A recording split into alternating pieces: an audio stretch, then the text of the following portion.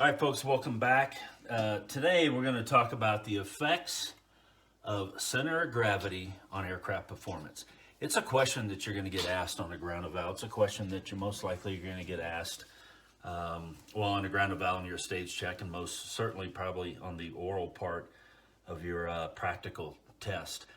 You know, it's not that the concepts associated with CG relative to performance and all that's overly difficult. The challenge is remembering all those little details, and maybe even not just remembering it and not just understanding it, but being able to explain it. And I'm a believer that if I'm going to be held accountable to some piece of information, I ought to know it well enough to teach it kind of at the 7th grade level. And so that's always been my approach. I'm also a believer, and there's many of you out there watching this that know this, know me, and you know I think like this, that if we can know it at least to a degree that we can teach it at some level, even if it's a minor level, then that's a good thing. And that's the degree to which we need to know the information that we're expected to know as pilots. So I'm going to show you this in a way that has helped me always remember how CG affects performance. And it's kind of a simplistic approach, but again, if you know me, you know that's how I do it. So let's get started here. Let's talk about first, and again, as I've said in my other videos, there's never any points here for artistry, but if we have a wing foil, and I've got an airplane that looks something like this, and fuselage and horizontal stabilizer, you've got a point on the airplane, typically on the wing, about a third or so of the way back, maybe a little bit more like I got here, called the center of lift. And this is where this is where the airplane is balanced in terms of lift.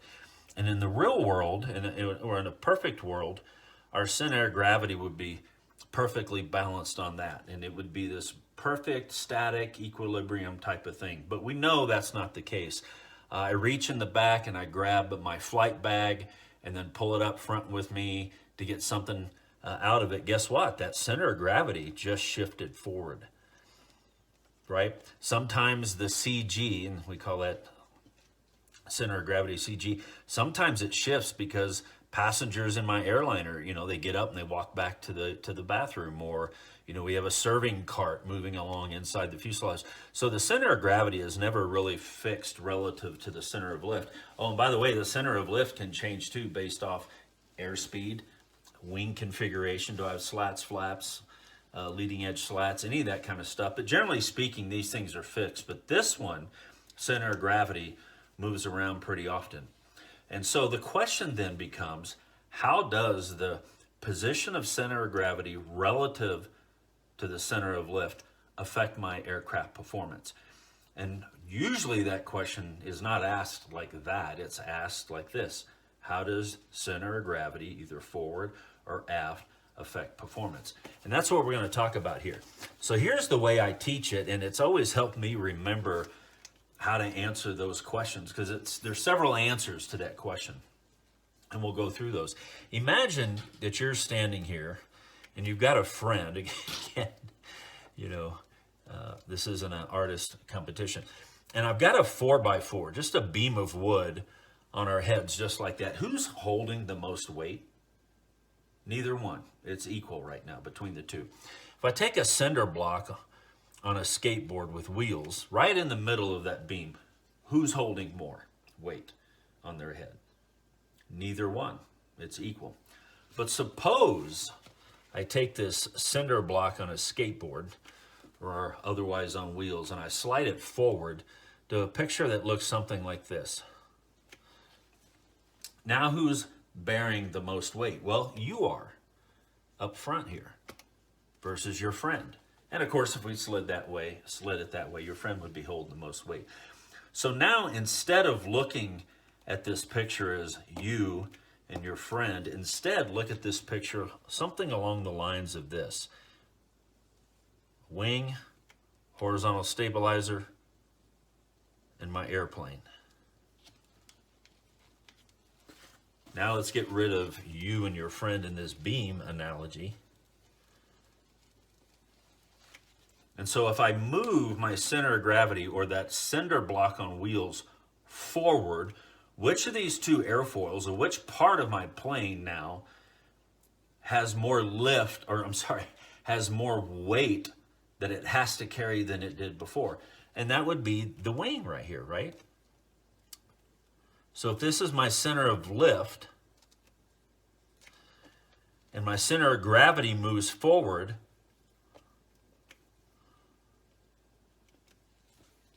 then there's going to be a nose down tendency. There's going to be a pitch down tendency. And the only way to counter that, and this all assumes we want to fly the same airspeed and fly the same altitude. And now if my pitch goes down, then I'm going to lose altitude. And the only way to fly straight and level constant altitude is to do what? Come back on the controls, increase my angle of attack to counter this increase in an effective weight, wing loading on my wing. So I have to counter that with more lift. So if lift goes up, what happens to induced drag? There's a relationship. It goes up too. That's not saying that lift and induced drag are equal. It's just saying there's a relationship between the two. So if I require more lift, my induced drag goes up. So you remember your four forces. I have drag, lift, gravity or weight, and then of course thrust, which obviously is over here. Well, if my drag goes up and this arrow gets bigger, then to keep the same airspeed and altitude, I have to make that arrow bigger.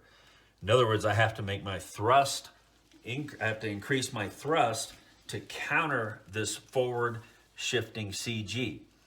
Now, if I increase thrust to maintain the same airspeed, what happens to my fuel economy? It goes down. My fuel flow goes up for the same speed, my same ground speed. I'm not getting to grandma's any quicker, but my fuel flow has just gone up. If my top speed of my aircraft, let's say, is 300 knots, and I move my center of gravity forward and I require more induced drag to keep that lift the same, what happens to my top speed?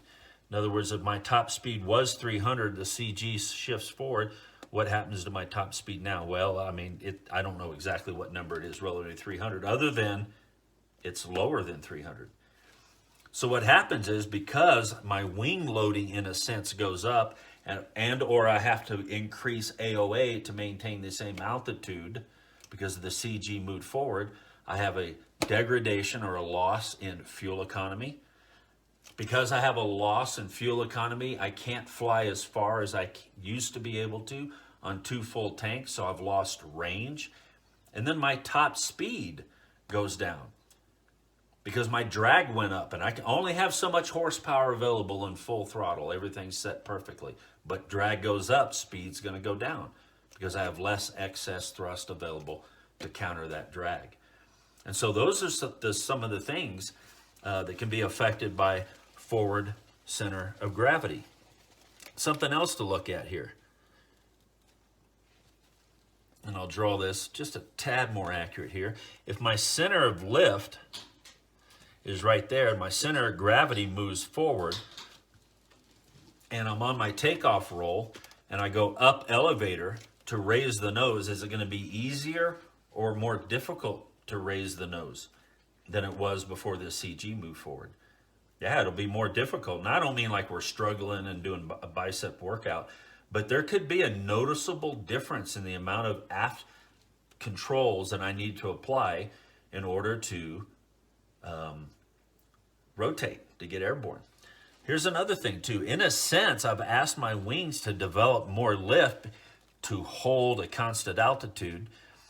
So what do you think? So really what's happened now is my wing loading, in a sense, has gone up. And when wing loading goes up, what happens to stall speed? It goes up also. So if maybe my stall speed was 65, now it's 70 with a forward CG. So generally speaking, a forward CG doesn't benefit us in too many ways, other than a couple, and we're going to talk about them here in a second. By the way, if you do a little reading about airplanes that spend a good deal of time flying subsonic and supersonic, you'll discover that there's an optimum center of gravity relative to the center of lift for different phases of flight, whether you're subsonic, transonic, or supersonic. And the Concorde's a great example. So is the XB-70. They moved their CGs around by virtue of pumping fuel forward and backwards. The horizontal stabilizer, the 747-400, is hollow. And they pump fuel in and out of that thing to control CG for long-range flights. It increases fuel economy if I can move the CG aft. So let's talk about what happens aerodynamically speaking.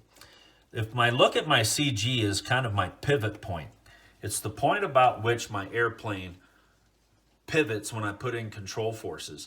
If I have a control surface that, let's just say, for example, develops 20 pounds of force, and from my center of gravity to my control surface is 60 feet, you can see I have 20 times 60, 1,200 foot-pounds of torque available to get my airplane out of a spin, to get it out of a dive, or to intentionally do aerobatic maneuvers.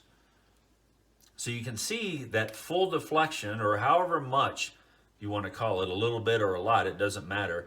But if my CG is as far forward as possible, I get a greater effect for the same amount of elevator movement. Same thing with the rudder, by the way. The rudder for yaw, left and right, has more effect the further away the CG is because of the force times distance. Force times distance gives me torque, or moment, that's another term for it. So my control surface is on my tail, my elevator or stabilator. My rudder have more effectiveness the further away my CG is. So that could actually be advantageous to many airplanes. I have a much more stable airplane, have the ability to get out of spins quicker, or maybe the airplane is much more resistant to even going into spins. And so that's an advantage for me. There are some airplanes where you wouldn't want that. If we're part of an aerobatic team where we go out and do Lomshevox and other kind of crazy maneuvers, I don't want an airplane that's fighting me the whole time. So maybe I want my CG to be aft, but not so far aft that I can't get the airplane back under control once I'm done with the maneuver. Many fighter aircraft do not want a very, very far forward CG, because when they want the airplane to go somewhere, like now, they want it to go now. They don't want a platform that's going to be so stable that it's hesitant to go where the pilot's trying to make it go. Now, at the same time, you don't want a CG that's so far aft that the airplane automatically, without doing anything, goes out of control, which it would. So we move this center of gravity around based on what the purpose of our airplane is. So let's kind of make a little chart here. Based on what I've showed you here, if we have a forward CG, it makes our wing loading go up. In a sense, our wing is having to work harder. Our wing is having to develop more lift to stay at the constant altitude. So more lift means more induced drag, and an increase in induced drag means a increase in fuel flow. So forward CG is a decrease in fuel economy, because our fuel flow goes up for the same speed. A decrease in max range. A decrease in top speed. You can see overall a forward CG just really, is negative for performance. A forward CG increases stall speed. Just like if I have a stall speed of 70 in my airplane, and then 200 pounds worth of friends want to join me on a flight, my stall speed just went up. It's the same thing here. I'm asking my wing to develop more lift to carry that 200 extra pounds. My stall speed goes up. But there is an advantage here, and that is stability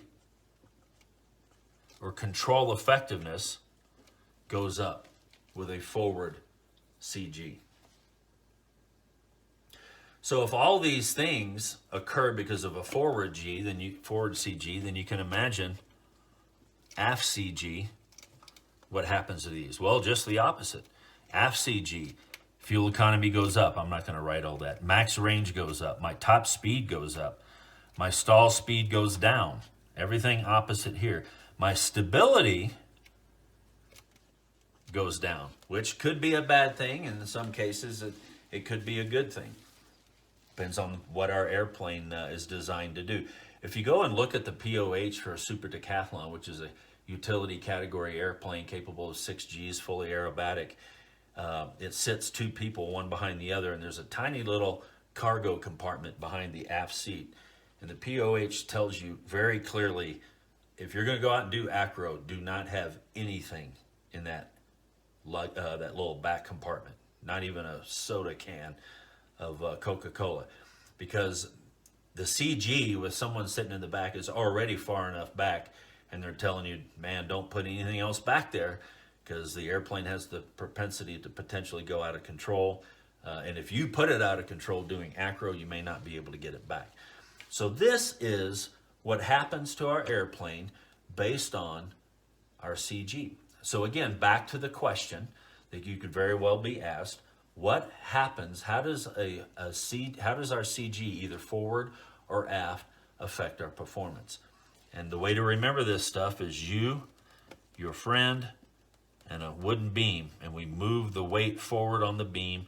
Now replace you with a wing, your friend's a horizontal stabilizer. Now you're carrying more weight. To hold the same altitude, you need more lift, and an increase in lift is an increase in induced drag. An increase in induced drag requires more thrust if I'm going to hold the same altitude, same airspeed. If I need more power to hold same altitude, same airspeed, fuel economy goes down, max range goes down, top speed goes down because I have less excess thrust available to counter that increase in induced drag. My stall speed goes up. And of course, an aft CG, this thing moving back on my wooden beam, all of these things occur that are just opposite here. All right, so I hope that was helpful. Wherever you find this video posted, and I'm going to have it at several different places, there will be a means there, I'm sure, to reach out and tell me, hey, that's wrong. You know, please do that. I make mistakes. But if it was helpful and you like it, then please comment to that effect too. I enjoy doing this. I like instructing, and I like learning just as much as, in fact, I like learning as much as I enjoy instructing. If you like this explanation, you're going to love the pilot flashcards. I'm a true believer in flashcards. So I have private pilot, instrument, multi-engine, working on a bunch of other categories too as well. You can go to 777aviation.com. That's spelled out TRIPLESEVENAVIATION. 777, and there'll be a little banner here on this video. 777aviation.com. My cards approach the questions and answers kind of to this degree too as well. All right, appreciate it, and let me know if you've got any questions, comments, or complaints. Thank you.